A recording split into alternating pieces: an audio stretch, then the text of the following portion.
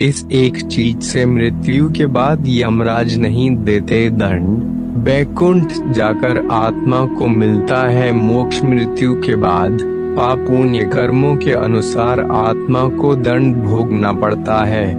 लेकिन गरुड़ पुराण में ऐसी पवित्र चीजों के बारे में बताया गया है जो अगर मृतक के पास हो तो यमराज उसे दंड नहीं देते। गरुड़ पुराण के अनुसार मृत्यु के बाद व्यक्ति द्वारा जीवन काल में किए गए पाप पुण्य का हिसाब होता है। इसके बाद कर्मों के अनुसार ही मृतक की आत्मा को स्वर्ग या नरक में स्थान प्राप्त होता है।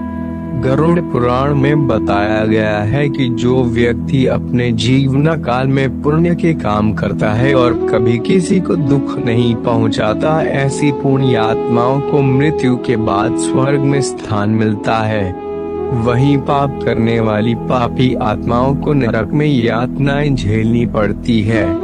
कहा जाता है कि पापी आत्माओं को यमराज कठोर दंड देते हैं। गरुड़ पुराण में मृत्यु के बाद मिलने वाले दंड से बचने के कई उपायों के बारे में बताया गया है। गरुड़ पुराण में बताया गया है कि अगर किसी की मृत्यु के बाद मृतक के पास इन पवित्र चीजों में किसी एक को भी रख दिया जाए तो यमराज उसकी आत्मा को दंड नहीं देते हैं। साथ ही ऐसे व्यक्ति की आत्मा को शांति भी मिलती है। जानते हैं इन चीजों के बारे में। गंगा को हिंदू धर्म में मोक्षदायिनी और पापनाशिनी कहा गया है।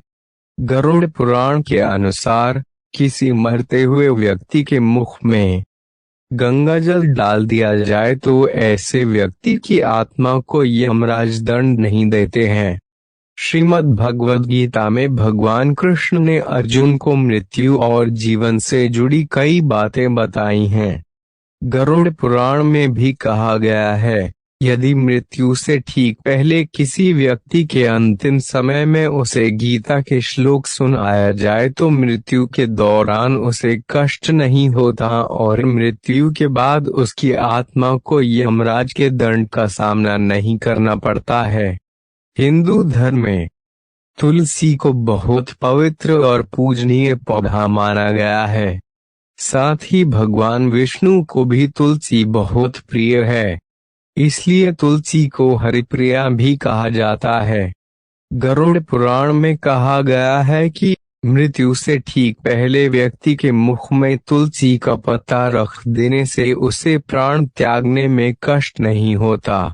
इसके अलावा गरुड़ पुराण में बताया गया है कि जो व्यक्ति अंतिम समय में ईश्वर का नाम लेते हुए प्राण त्यागता है उसे भी यमराज के दंड का सामना नहीं करना पड़ता और ऐसे लोगों की आत्मा वैकुंठ धाम पहुंचकर मोक्ष को प्राप्त करती है। तो दोस्तों, इस वीडियो में इतना ही। हमारे दिया हुआ जानकारी आपको पसंद आया होगा। अगर पसंद आए तो लाइक शेयर जरूर करें और हाँ, अभी तक हमारे चैनल को सब्सक्राइब नहीं किया तो सब्सक्राइब